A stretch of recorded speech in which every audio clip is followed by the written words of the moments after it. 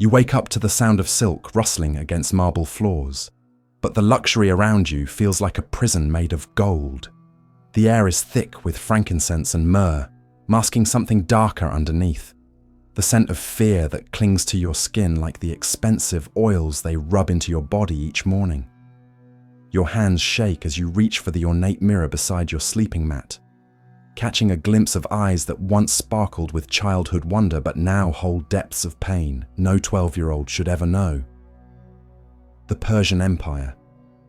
We remember it for its magnificent architecture, its tolerant rulers, its cultural achievements that shaped the ancient world. But behind the gleaming facades of Persepolis, beneath the poetry and philosophy that flowed from royal courts, existed a system of human exploitation so systematic and cruel that it consumed the most vulnerable members of society like offerings to insatiable gods. Before we dive into these forgotten stories that history textbooks conveniently overlook, consider hitting that subscribe button and letting me know in the comments where you're watching from.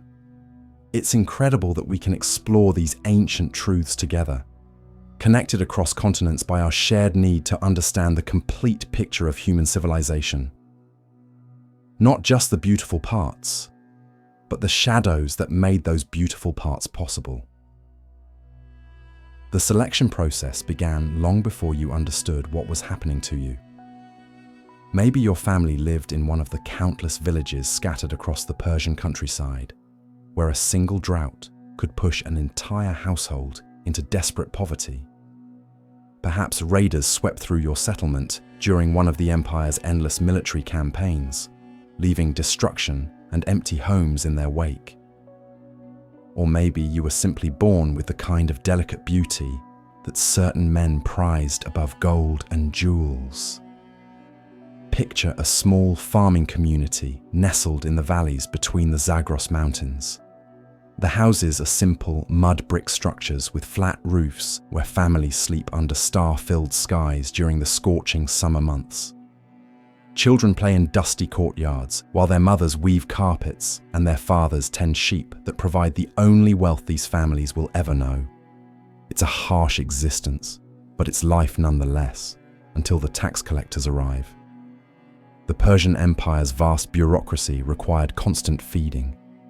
Local governors demanded tribute, military commanders needed supplies for their campaigns, and the royal court consumed resources like a magnificent beast that could never be satisfied. When the harvest failed or livestock died from disease, families found themselves staring at demands they simply couldn't meet. The collectors weren't interested in excuses or promises of future payment. They wanted immediate settlement in whatever currency was available. First came the livestock, goats and sheep, herded away by strangers who spoke in numbers and calculations. Then the family jewelry, if any existed, simple silver bangles or copper ornaments passed down through generations. When material wealth ran out, the collectors began examining the family members themselves with the cold assessment of merchants evaluating merchandise. Children were assets that could be converted into debt relief, and the most valuable children were the ones who hadn't yet learned to hide their innocence behind walls of cynicism. The slave merchants arrived like vultures sensing opportunity. They established temporary markets in village centers, their chains and ropes arranged with business-like efficiency. These weren't savage raiders. They were sophisticated businessmen who understood the economics of human trafficking better than most people understood farming. They offered contracts that sounded almost reasonable when your children were literally starving, 20-year indentures in exchange for enough silver to keep a family fed through the coming winter. But you're 11 years old, and the mathematics of desperation make no sense to you. You only know that your father won't meet your eyes as he negotiates terms, that your mother turns away when the merchant examines your teeth and measures your height. You hear words like promising, well-formed, suitable for palace service, but their meaning remains as foreign as the Persian dialect the merchants speak among themselves. The merchant counts out silver coins into your father's trembling palm, each piece catches the afternoon sunlight. 30 pieces of metal that represent the next 2 decades of your life. Your father's hands shake as he accepts the payment, but he accepts it nonetheless. Your mother covers her face with her headscarf and weeps, but she doesn't intervene. They promise you this is temporary, that you'll learn valuable skills in the great cities, that you'll return home wealthy enough to buy your own land and take a wife from a respectable family. The lies taste like honey mixed with poison. Sweet words that mask a bitter reality you're too young to comprehend. The journey to the capital is a nightmare of chained wrists and blistered feet. You become part of a human caravan. Dozens of boys and young men linked together by iron and shared despair. The older captives have learned that hope is just another word for future disappointment. So they march in silence, their eyes focused on the ground. The younger ones cry for their mothers until their voices crack, until the guards beat the sound from their throats with casual efficiency. You travel through landscapes that would take your breath away under different circumstances. Mountain passes where eagles soar between snow-capped peaks. Fertile valleys where irrigation channels create geometric patterns across endless fields. Desert oases where palm trees provide shade for travelers who aren't wearing chains. But your world has contracted to the length of rope between you and the boy ahead of you, to the rhythm of feet on stone, to the growing certainty that the life you knew is gone forever. At night, they stake you to the ground like animals.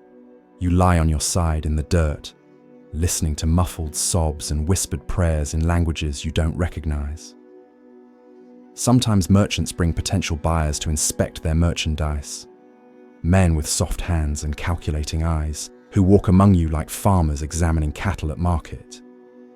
They check for signs of disease or injury, evaluate your potential for various forms of service, discuss your probable lifespan in different working conditions. You learn to recognize the different categories of buyers.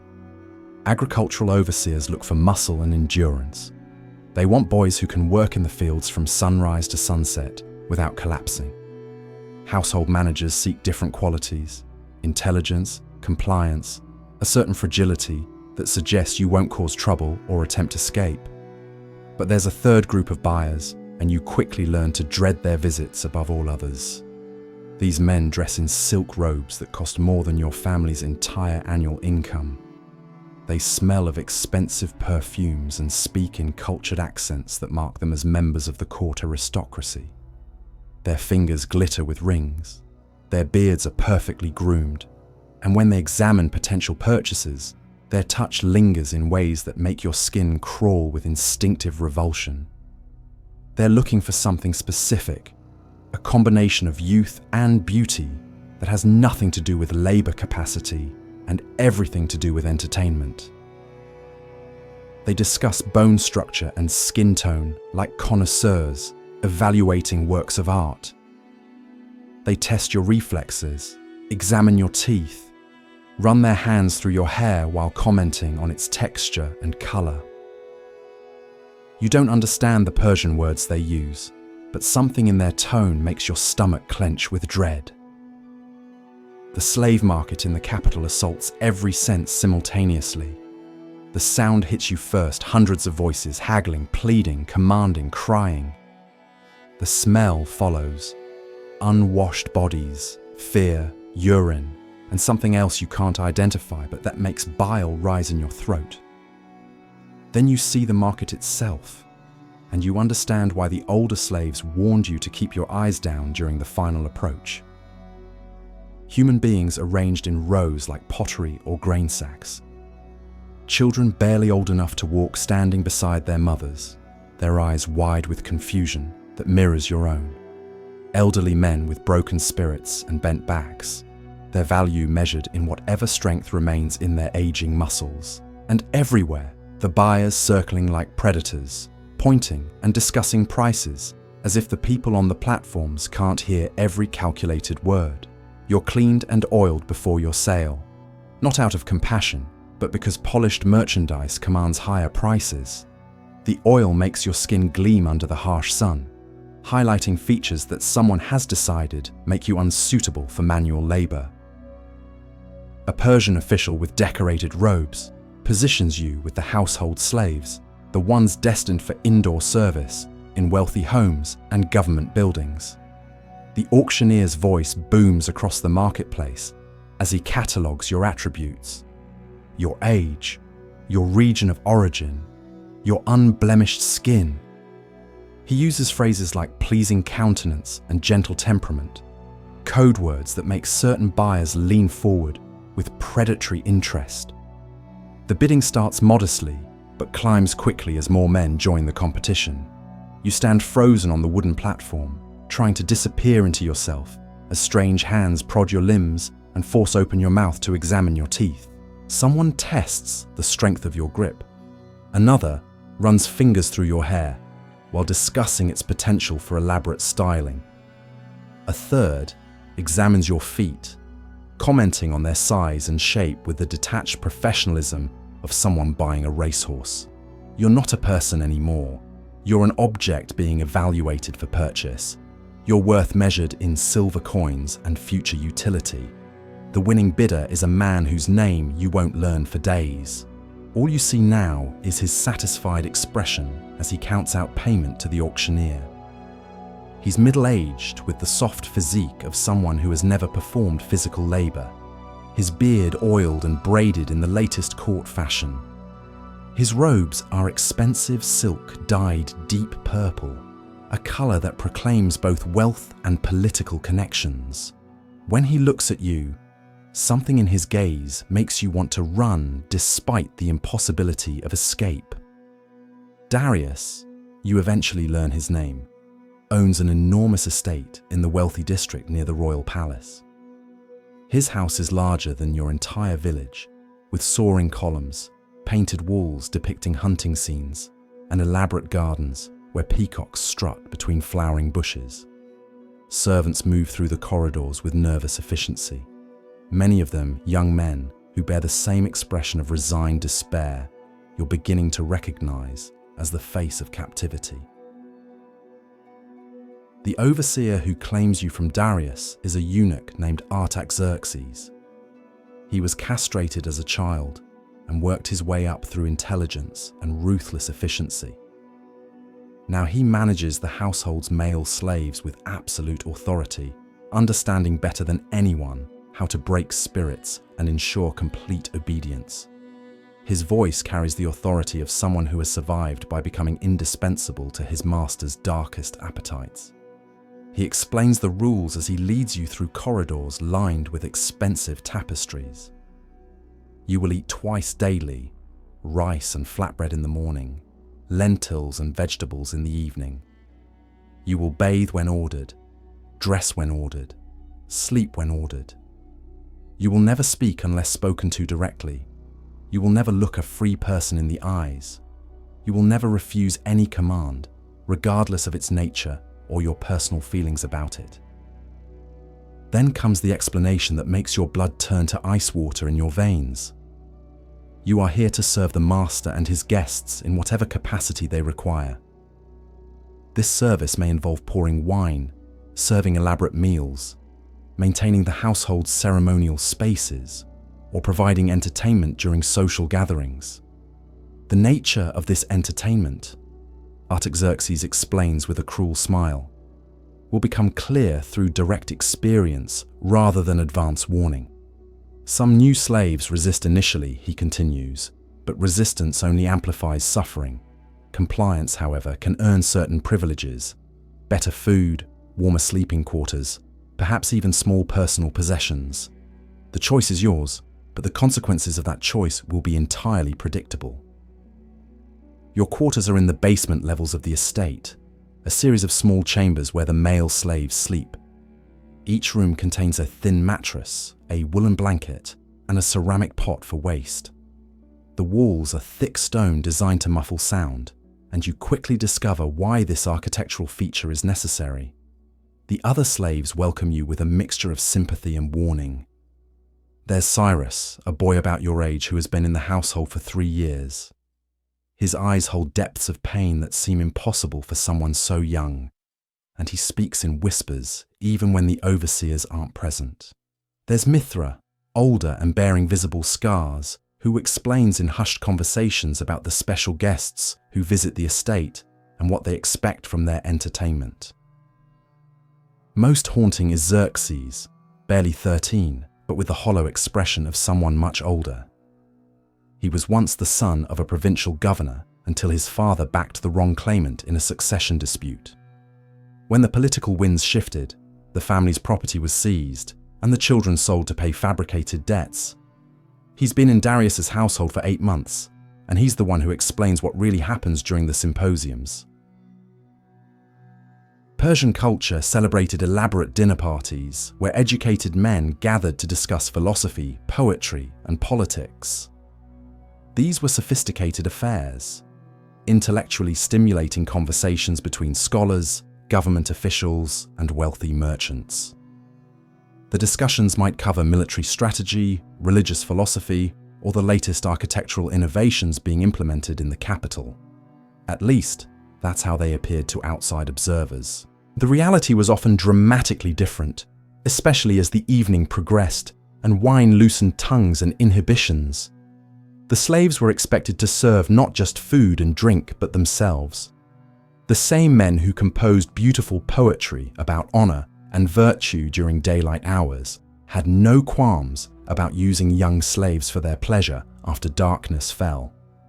The philosophers who debated justice and morality treated their human property like living toys, used and discarded according to whim. Xerxes describes the preparation rituals with a voice stripped of all emotion, as if discussing someone else's experiences. The slaves are bathed in scented water and rubbed with oils that make their skin gleam like polished marble. They're given special garments, thin fabric that clings to their bodies, designed more to entice than to provide modesty. Sometimes they're adorned with jewelry, golden bracelets, and necklaces that mark them as decorative rather than functional. The symposium begins with formal discussions. The guests recline on elaborate couches arranged around the main hall, engaging in intellectual debates about current events. A military commander might describe recent campaigns along the empire's borders. A court philosopher could expound on the nature of divine justice. A wealthy merchant might share observations about trade routes and foreign customs. These are educated, cultured men who pride themselves on their sophistication and learning. But as wine flows and inhibitions fade, the tone shifts dramatically. Philosophical discussions give way to cruder entertainment. Scholarly debates devolve into boastful competition about conquests, both military and personal. The slaves, who have been serving silently around the edges of the gathering, suddenly find themselves the center of attention in ways that make their hearts race with terror. It starts with seemingly innocent requests. Pour wine for this guest, massage that one's shoulders, feed grapes to the man reclining in the corner. Each task appears harmless enough, but you learn to read the warning signs. The way conversations quiet when you approach certain guests, the lingering touches that have nothing to do with serving refreshments, the way particular men watch your movements with predatory calculation. The first time you're selected for special service, you're too naive to understand what's happening. A guest, a man old enough to be your grandfather, requests that you join him on his couch. He wants you to share his wine, to tell him about your homeland, to describe your family's customs. His questions seem friendly initially, almost paternal in their apparent concern for your well-being. But his hand rests on your shoulder as he talks, then slowly moves to your back, then lower. You try to shift away, but his grip tightens with surprising strength. Other guests are watching now, their conversations fading as they focus on the evening's entertainment. What happens next sears itself into your memory with the terrible clarity that only trauma can provide. The way your protests are ignored, how your struggles become part of the amusement, the feeling of complete helplessness as hands hold you down and clothing is torn away. Your childhood ends in that moment of brutal violation, surrounded by the laughter of educated men who write treatises about virtue during the day. Afterwards, you lie in your cell staring at stone walls, trying to understand how the world could contain such calculated cruelty. Your body aches, but the wounds carved into your spirit cut far deeper. You're not even human anymore. You're entertainment, a plaything for men who compose poetry about the beauty of the soul while destroying yours piece by piece. This becomes your existence for years that blur together in an endless cycle of abuse and degradation. Some nights bring guests with particular appetites for violence. Others prefer psychological torment that leaves no visible marks but carves deep scars in your mind. You learn to retreat so far into yourself that you become like a ghost haunting your own body, present but absent, breathing but not truly alive. The other slaves become your only family, bound together by shared trauma and desperate mutual protection. You develop silent languages of warning glances and subtle gestures, ways to offer comfort without alerting the overseers. But even these relationships are poisoned by the system that created them. Competition for the master's favor can turn friends into enemies, and the promise of slightly better treatment might tempt someone to betray a planned escape or report another slave's minor transgression. Years pass in this hell of marble and silk. Your body bears the accumulated damage of countless violations, scars that never properly healed, joints that ache from old injuries, a persistent cough that suggests something fundamentally broken inside your chest. More significantly, your value as entertainment begins to decline. The guests who once competed for your services now barely notice your presence, their attention captured by newer arrivals with fresh beauty and unbroken spirits. The end, when it comes, arrives without ceremony or explanation. Artaxerxes informs you that you're being sold to a mining operation in the mountains, not as punishment, simply as an economic decision. Your worth as household entertainment has depreciated below the cost of maintenance, but you still have years of hard labor ahead of you. The mining camps are where slaves go to die slowly, and everyone knows this reality, including you. You receive this news with the same emotional numbness that has characterized your existence for years. Death in the mines or death in the palace, what difference does it make? You've been dead in every meaningful sense for so long that the cessation of biological function seems almost redundant. But as you prepare for transport, something unexpected happens. Cyrus approaches during your final night, pressing a small sharpened piece of metal into your palm. It's crude, but effective. A tool that could open either chains or veins. He says nothing, but his meaning is clear. You have choices about how your story ends. The boy who once played in dusty courtyards beneath mountain stars dies in a collapsed mine tunnel, his name forgotten by history. But his story echoes through time in the voices of everyone who has ever been reduced to property for someone else's pleasure. Tonight, somewhere in the world, another child is being sold to pay debts they didn't create. Another young person is discovering that civilization's beautiful facade conceals machinery designed to consume the innocent. Their stories are still being written, their voices still crying out for someone to listen, to remember, to bear witness to the truth that lies beneath our comfortable assumptions about human progress. The marble halls still echo with their cries, and the shadows behind our greatest achievements remain as dark as ever.